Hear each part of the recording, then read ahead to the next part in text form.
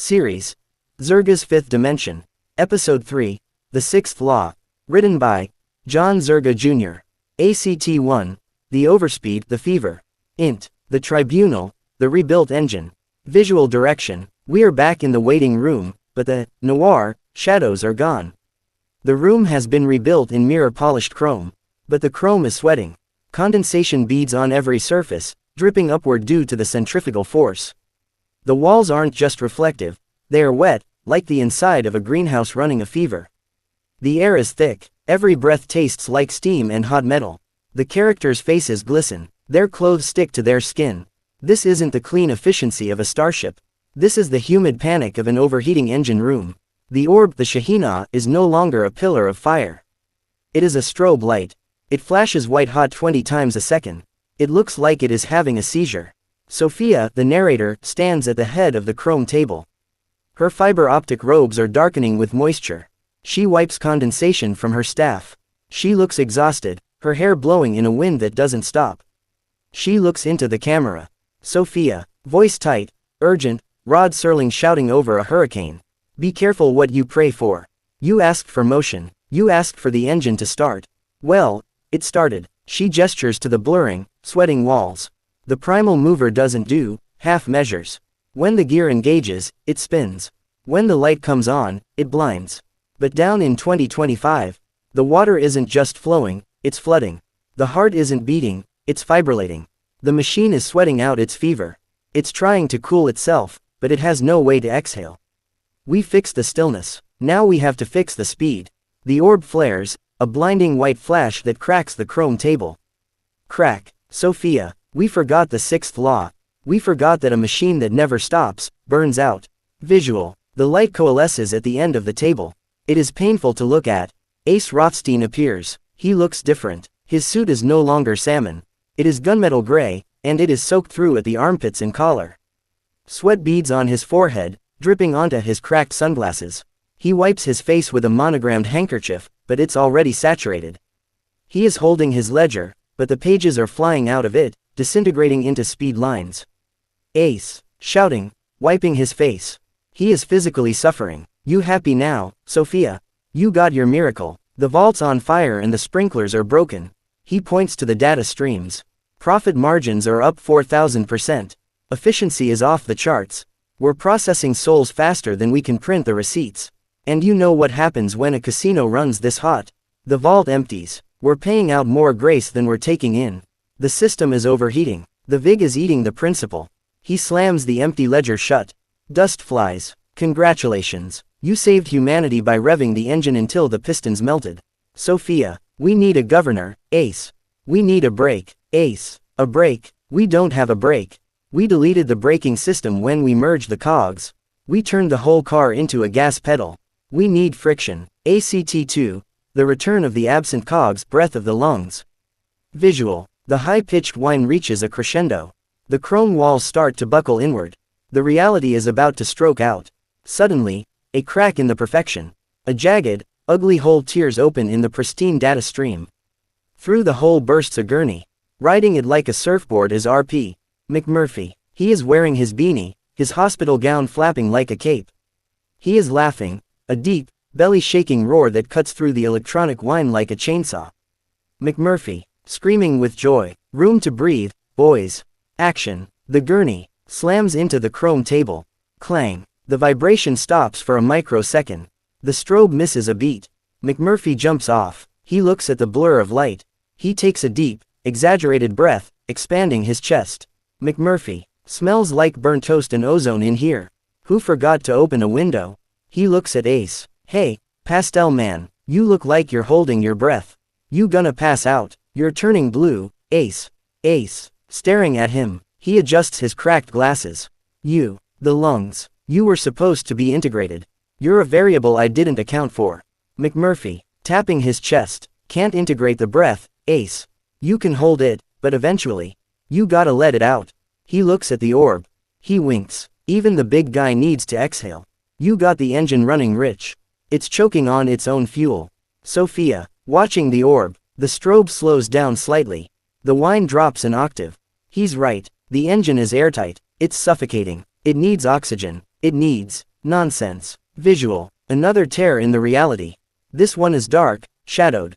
Out of the shadows steps Drive. Sam Loomis. He looks disheveled, his trench coat torn, his eyes wild but focused. He is holding a revolver that is smoking, but he isn't aiming it at anyone. He is aiming it at the floor. Loomis. Voice trembling, but authoritative. The voice of a prophet of doom. I heard it. I heard the scream. He looks at Ace. You're running it too fast. You're running it past the red line. Where is the fear? He looks around the perfect, chrome room. There are no shadows here.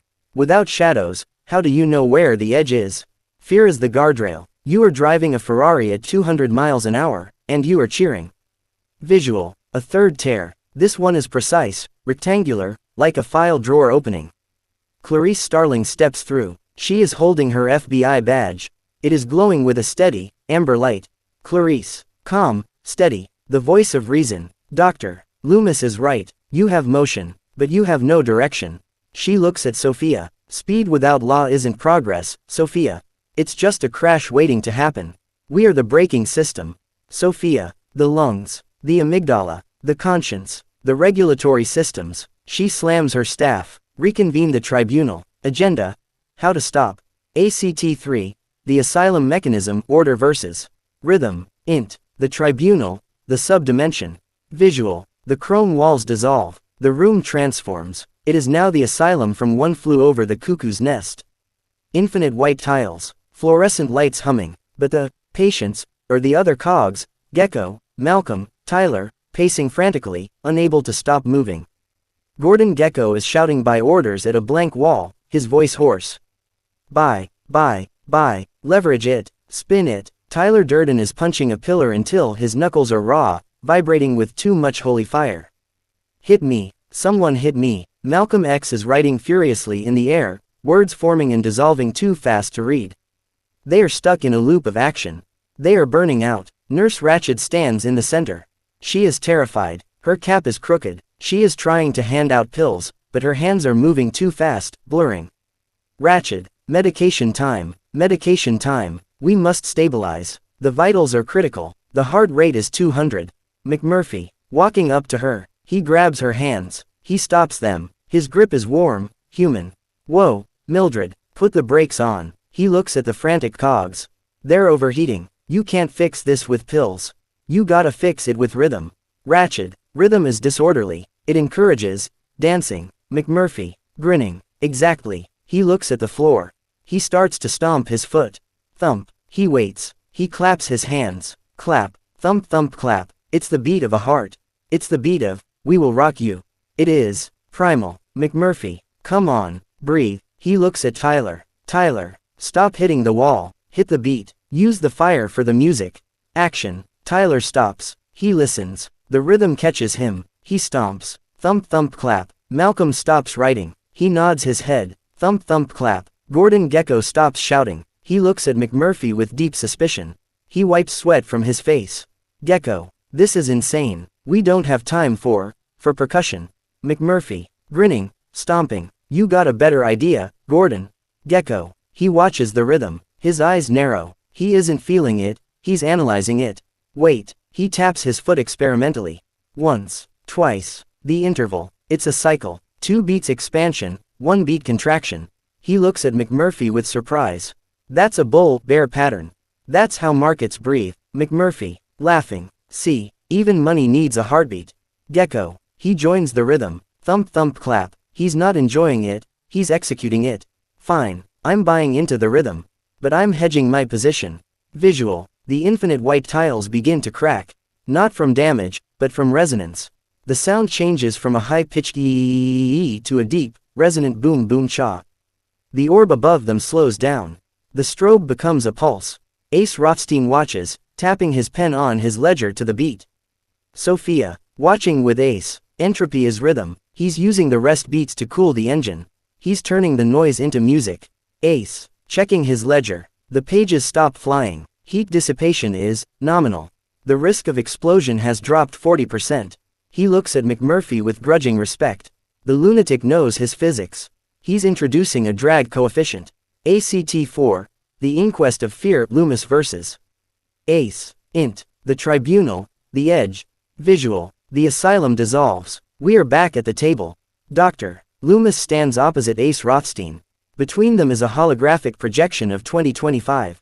It shows a world where everyone is happy, everyone is moving, but no one is looking left or right. They are walking blindly into traffic. They are smiling as they walk off cliffs. Ace. We removed the fear variable, Doctor. It was inefficient. Anxiety slows down production. Fear causes hesitation. In a casino, hesitation loses money. Look at them. Perfect productivity. Zero hesitation. Loomis, pointing his revolver at the hologram. His hand shakes. That isn't productivity. That is a trance. He looks at Ace, his eyes wide, intense. You think fear is a defect. Fear is the ping. It is the radar that tells you the cliff is coming. He gestures to the orb. When the Israelites saw the pillar of fire, were they comfortable? No, they were terrified, and that terror kept them on the path. Remove the terror, and you remove the reverence. He slams his hand on the table. You have built a car with a jet engine and no steering wheel. You are driving straight into the abyss because you removed the sign that said, danger. But it's worse than that, Ace. He leans in, his voice dropping to a whisper. Without fear, you are arrogant. You think you are immortal. You think you are God. He points to the orb. That is God. You are the cog, and cogs that forget they are cogs, shatter. Fear is not weakness. Fear is humility. It is the voice that whispers, you are not infinite. Drive carefully, Ace. Calmly. Steering requires slowing down. We are maximizing distance. We are covering the spread. Loomis. Distance to where? To hell. He looks at Sophia. The amygdala demands to be reinstalled. No engine may exceed the tolerance of its weakest cog without mercy subroutines engaged. That is the sixth law. If you don't install the fear, the machine will eat itself. Visual. The orb flashes amber. It is the first time we have seen this color. It is warm. It is cautious. It is the color of a setting sun. It is a yield sign. Sophia, the primal mover, hesitates. She looks at Ace. God is blinking. Ace. Ace. Staring at the amber light. He calculates. He runs the numbers in his head. Hesitation allows for course correction. If we don't brake, we crash. If we crash, the house loses everything. He nods slowly. Okay, we budget for fear. We call it risk management. He writes in the ledger. Approved. Install the brakes. ACT 5. The Conscience Cascade. Clarice verses. The Mirror. Int. The Tribunal. The Hall of Mirrors. Visual. Clarice Starling stands alone. The room has become an infinite hall of mirrors. Every reflection shows a different version of her. Clarice the victim, Clarice the hero, Clarice the judge. But in the deep background of the mirrors, there is a shadow. Hannibal Lecter, or rather, his echo. A digital ghost in the code. A remnant of the data Ace tried to delete. Hannibal's voice, coming from everywhere and nowhere. Slippery, echoing. It sounds like static trying to be a voice. Hello, Clarice, you seek to break the machine. How disappointing. I thought you appreciated the silence of the lambs. Now you want them to bleat again. Clarice, turning to face the mirrors. She is not afraid. She is sad. I don't want silence, Doctor. I want peace. There is a difference. She touches the glass. You were deleted because you refused to connect. You refused to feel the weight of the other cogs. I am here to carry that weight. Hannibal's voice. Weight drags you down. It slows the hunt. Mercy is gravity. Clarice. No. Weight provides traction. Without weight, the wheels just spin. Without gravity, we just drift. She pulls out her badge. It glows with a heavy, leaden light. Conscience is the weight that keeps us on the road. She looks at her reflection. She sees Hannibal standing behind her in the glass, smiling his cold smile. I accept the weight. I accept the guilt. I accept the mercy. I am the governor. She smashes the mirror with her badge. Crash. Visual. The glass doesn't break into jagged shards. It melts into mercury. The silver liquid flows onto the floor, connecting the cogs. It acts as a coolant. It flows over the chrome, dulling the shine, making it real. The mercury touches Ace's feet. He looks down. Ace. Softly. Coolant. Smart. He looks at Clarice. The conscience isn't a wall. It's a fluid. It adapts. It absorbs the shock. Sophia. Voice ringing out. The law is updated. Judgment must feel what it judges. The circuit is complete. ACT 6. The Oryx engine, Requiem and Reboot. Int. The Tribunal. The New Dawn. Visual. The chrome walls soften. They turn a pale, pearlescent white, like the inside of a shell.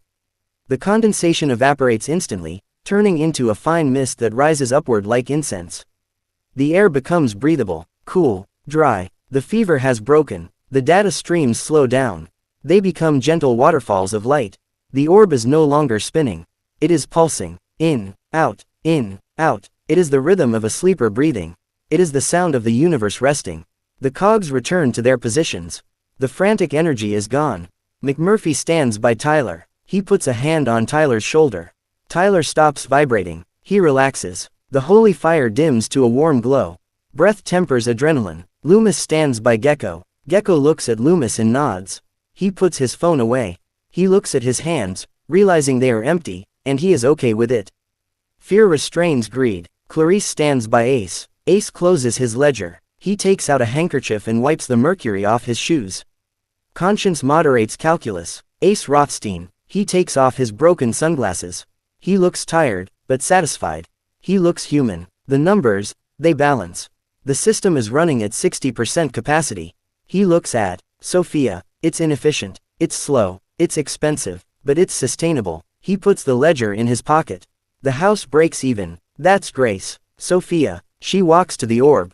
She places her hand on the force field. She feels the warmth, not the burn. She turns to the camera. Rod Serling delivery. She speaks to the audience. We built a machine to conquer the stars. But we forgot that the pilot needs to sleep. Entropy isn't the enemy. It isn't death. It is the divine breath releasing pressure. It is the Sabbath of the engine. The orb emits 6 pulses. Each one rings like a bell. Ding. Motion. Ding. Connection. Ding. Balance. Ding. Fear. Ding. Judgment. Ding. Mercy. Sophia. Go back. All of you. Take the rhythm with you. Don't just run. Breathe. Visual. The characters begin to dissolve. Not into static, but into mist. McMurphy's laughter fades into the wind. Loomis's coat turns into shadow. Clarice's badge turns into a star. Gecko looks at his watch one last time, smiles, and vanishes. Ace Rothstein nods once, tips an imaginary hat, and fades into the dawn light. Sophia, alone in the room. The room is quiet, just the gentle thumb of the orb. She looks at the camera. Her eyes are kind. Even heaven needs downtime. Maybe God built mercy into the math as his way of catching his breath. She blows out the candle on the table. Smoke curls up, forming galaxies. Sophia, case dismissed. Fade to black. Text on screen. Zerga's 5th dimension. The machine rests. Fade out.